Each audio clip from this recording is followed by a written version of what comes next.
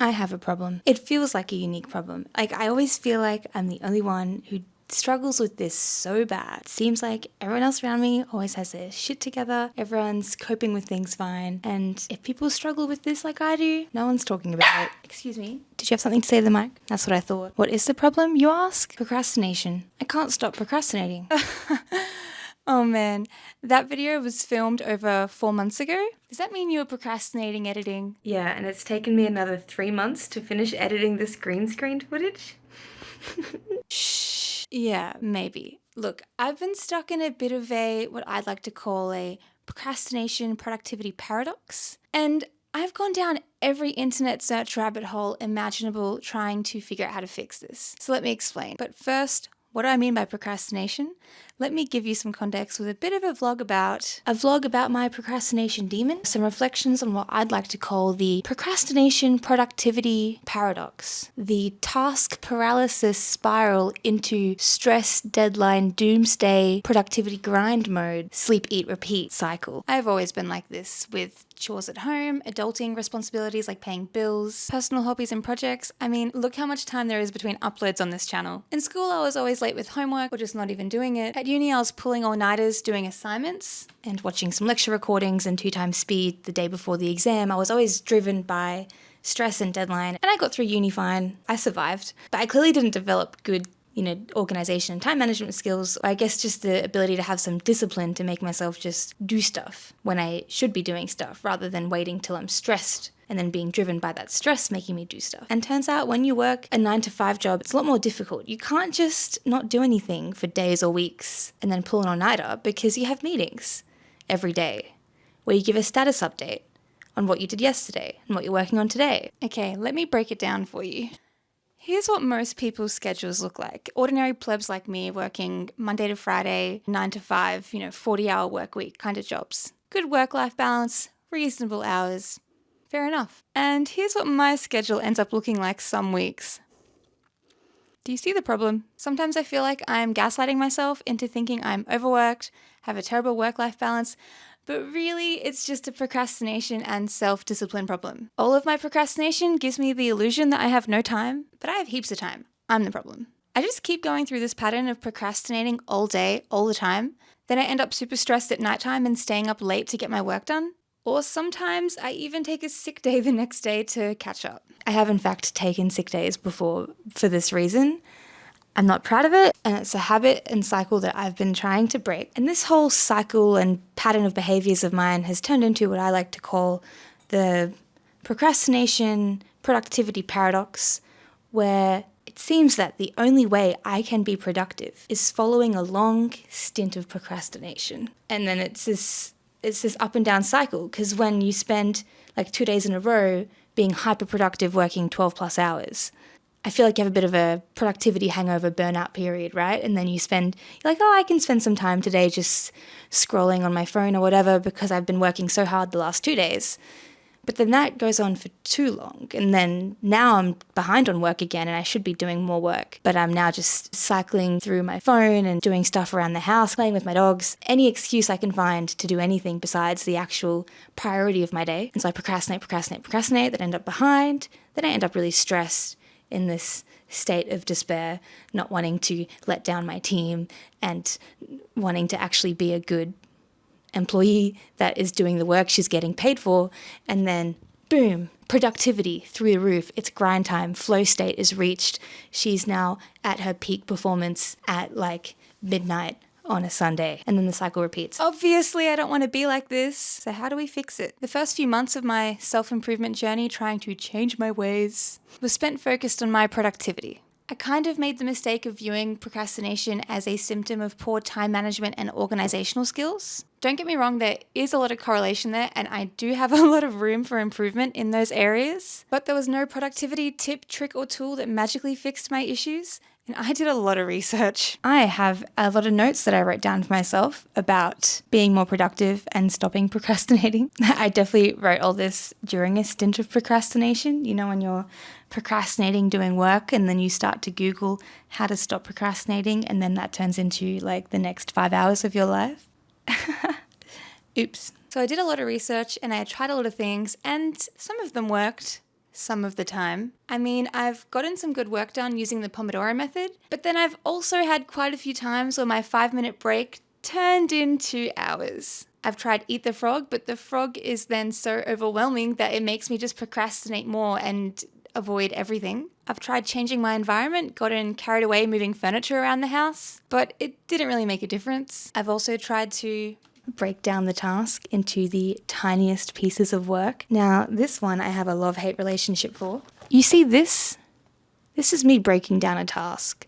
I filled the entire page with subtasks, and then I proceeded to procrastinate and not actually start the task for quite a while. This has always frustrated me because this is a common tip that I feel like you see a lot about breaking down tasks into smaller subtasks to make it easier to start. You just follow the steps one by one rather than having to be overwhelmed staring at this big giant project. But I've come to learn that, for me at least, the process of this can actually make it worse, because now making a massive long list of all the subtasks is even more overwhelming. One suggestion I learned as an alternative approach is, rather than break down the entire thing into a whole list of sub-steps, because that's cray-cray, just take the very first step, the very first thing you know you have to do, and break that down.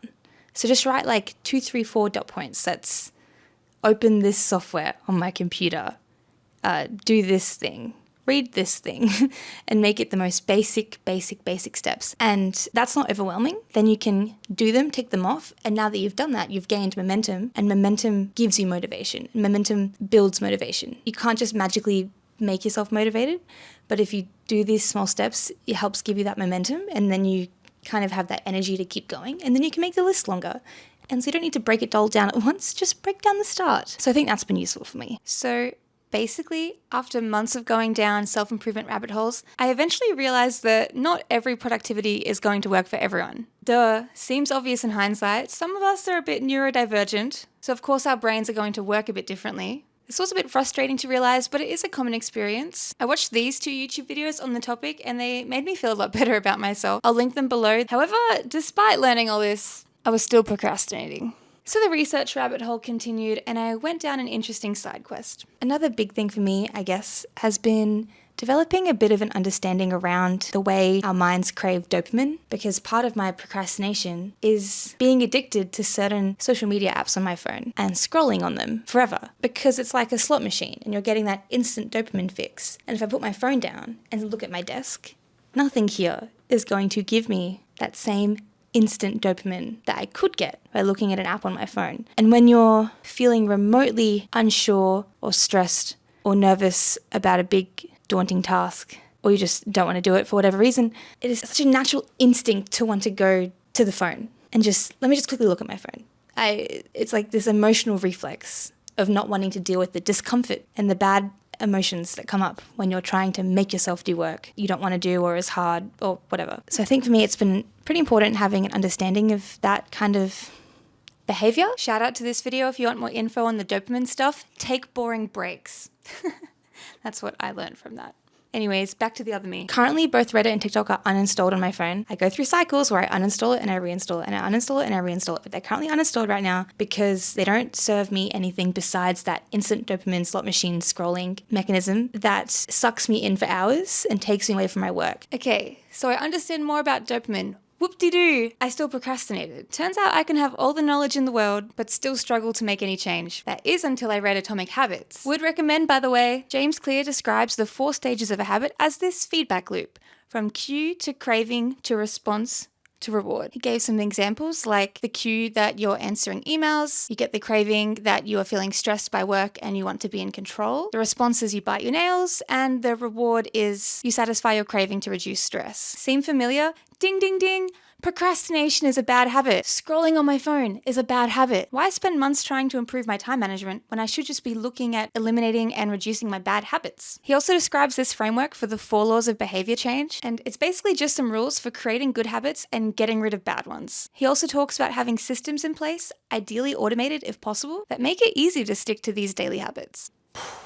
This was like a light bulb moment for me. Rather than viewing procrastination as this time management, organizational, productivity type of issue, viewing procrastination like scrolling on my phone as just a bad habit implies it is something that we can analyze and figure out how to break the habit and even replace it with better habits. So I read this book and I reflected long and hard about all the different ways I procrastinate, and I implemented some systems to help mitigate them. Things like setting a timer on my phone so that it automatically goes on Do Not Disturb every Monday to Friday between 8:30 a.m. and 5:30 p.m. Who knew you could do that? And making an effort to always put my phone out of reach whenever I sat at my work desk. Unfortunately, this worked for like a week. You see, I put these systems in place and then I just found other ways to procrastinate, like browsing the internet on my work laptop or even journaling. Yeah, so I would journal about the fact that I'm procrastinating in the hope that it could help me stop procrastinating, but then an hour would pass and I realized in hindsight I'm using journaling as a means of procrastination. Ay. Oh man, I hate to admit that it took me months to face the fact that ultimately procrastination is a symptom of some underlying, probably negative emotions. To fix the procrastination, you need to deal with the emotions. Looking at it from this perspective helps give myself some compassion for acting this way, because sure, I can hate on myself and just think, oh, you're so lazy, you haven't been able to get any work done, blah, blah, blah. Or I can have a different perspective where I think, oh, you've actually been going through ABC that's been very stressful for you and overwhelming. And because of the fact that you're overwhelmed, that's what's then amplified these symptoms of yours. And so it's not a problem of what are the tips and tricks and time management tools to help me be more organized and productive and focus on things. It's look at the root cause and what can you do to make yourself not overwhelmed and less stressed and in a better headspace? If there's things in my personal and family life over here that's been causing me to feel overwhelmed or stressed or anxious, I can't just ignore that and then implement all these productivity tips and tricks and tools to try and make myself be productive. At the end of the day, if this stuff is still over here in the back of my mind, none of this is going to work at all. It's been really a process of trying to be compassionate to myself and doing things day to day to hopefully help the mental side of me be better. It's the little things. I've been exercising regularly.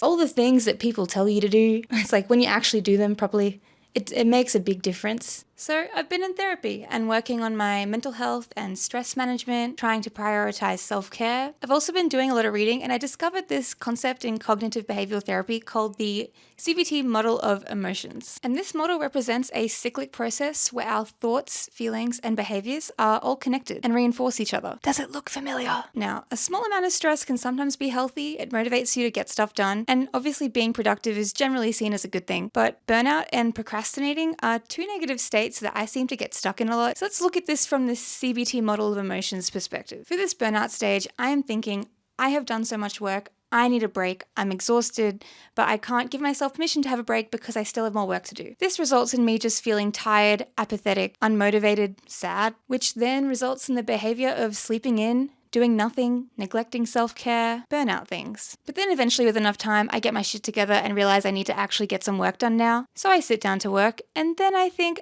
I have so much work to do and I have not enough time to do any of it. I am so overwhelmed. How am I going to get any of this done? Or maybe it's, I have so much work to do. I don't even know how to do it. I don't know where to start. Pick any of the above. Essentially, I am overwhelmed. And this results in me feeling anxious. My chest gets tight. I'm probably getting quite tense. And what's a common behavior response to anxiety? Avoidance. What is avoidance? Procrastination. Avoiding your responsibilities, important tasks, and the cycle repeats. Eventually it hits a point where there is actually no time left, and if I keep delaying doing the task, there will be probably pretty negative consequences, and that's when there's a fire under my ass and suddenly I'm really stressed, and then I hit this grind mode productivity and get the work done at a weird hour of the evening. Hyperproductive grind mode, woohoo! Now, one key thing to note here is the CBT model of emotions suggests that this cycle can be broken by disrupting either the thoughts, the feelings, or the behaviors. Quick disclaimer, please take everything I say with a grain of salt. I am not a therapist. This is just my own research, observations, and experiences. This may not be the same for everyone. I'll put links in the description for all the things that I'm about to talk about. One approach to this is the concept of doing the opposite action. This basically involves looking at the behavior caused by an emotion and doing the opposite behavior. Easier said than done, but basically by doing this, you are interrupting this pattern of mood-dependent behavior. And by doing this new behavior, you're allowing for new thoughts and feelings to arise, which will take you out of that cycle. So for me, reflecting on the feelings of burnout I'd experienced that resulted in me wanting to sleep in, do nothing, neglect my self-care. An opposite action to this could be engaging in a pleasurable activity, even if I didn't feel like it. A few weeks back, I actually realized that one hobby of mine, video games, I used to love and play all the time. I couldn't remember the last time I played a video game. Hadn't touched it in forever. So I downloaded a wholesome game on my PC, spent about an hour and a half on it one weeknight, had a great time, and the following day at work was actually quite a well-balanced, productive day. Would you look at that? And then for my procrastination struggles, which are tightly linked to feelings of anxiety and overwhelm, the opposite action of procrastinating is to not procrastinate. Look, it sounds stupid. It's not that easy, obviously. I think for me at least, it comes down to mindfulness and just being self-aware that I'm experiencing an emotion that's giving me the urge to procrastinate, and then just sitting with that feeling. I might not necessarily start working, but I'll do my best to at least resist the urge to distract myself and procrastinate with some other task. It relates to this concept I also learnt about recently in DBT called emotion exposure, which basically talks about dealing with your negative emotions in a bit of a mindful way by actually facing it rather than reacting or ignoring it or, pushing it away or not actually dealing with it in a healthy manner. It asks you to observe when you have the emotion and to just sit with it for 5 minutes and see how you feel and observe the way the intensity of it may change over time. Maybe the emotion may change, see what arises and comes up for you. And so when it comes to the emotions of discomfort that I may feel when I'm trying to get some work done that make me want to procrastinate, I've come to realize if I just sit with that emotion for a few minutes, it will generally end up dissipating. Eventually I'll feel okay and start working. Hopefully, most of the time. So, in conclusion, this procrastination productivity paradox thing that I made up, it's a bit of a fallacy. In reality, it's this burnout and doing nothing cycle and this procrastination and anxiousness cycle, which are two emotional states that I can find myself stuck in. So it's not really a paradox, you just need therapy. Well, anyways, out of the many months of internet research rabbit holes that I've been down, my 3 big takeaways for dealing with my procrastination issues are: 1, identify and deal with the emotions that are causing these behaviors. 2, implement systems to minimize triggers that lead to procrastination. And 3, prioritize self-care and energy management to help prevent burnout. Now, making changes to emotions and behaviors is pretty hard, but hey, that's why we go to therapy, right? I'd like to think that at least being self-aware is a good start. I hope some of this was useful for you, but hey, if not, at least this video will be something that I can look back on when I forget all of these things and inevitably start to procrastinate again. Anyways, I've been recording for quite some time, and would you believe it if I told you that the whole process of me vlogging all this and filming all this is me procrastinating doing work, because it's like 2:30 p.m. on a Tuesday. So I really am just all talk and no bite? No, wait. I don't know what saying I'm trying to say. Do as I say, not as I do? Oh man. And I have to leave in like 8 minutes because I've committed to being an Uber driver for my sister. And then I have an appointment after. So by the time I get home, it'll be later and darker and sadder. And I'm now going to spend the evening tonight doing work that I should have been doing right now. And so the cycle continues. Thanks for watching my ramble about the procrastination productivity paradox. I wish I could give you the secrets and tips for how to get out of it. I tried, but I realize I'm lying to myself. I haven't actually figured it out.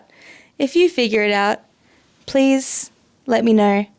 I'll be waiting over here in my task paralysis demon hole. Thanks for watching, bye! I'm too focused on making B-roll to actually be normal.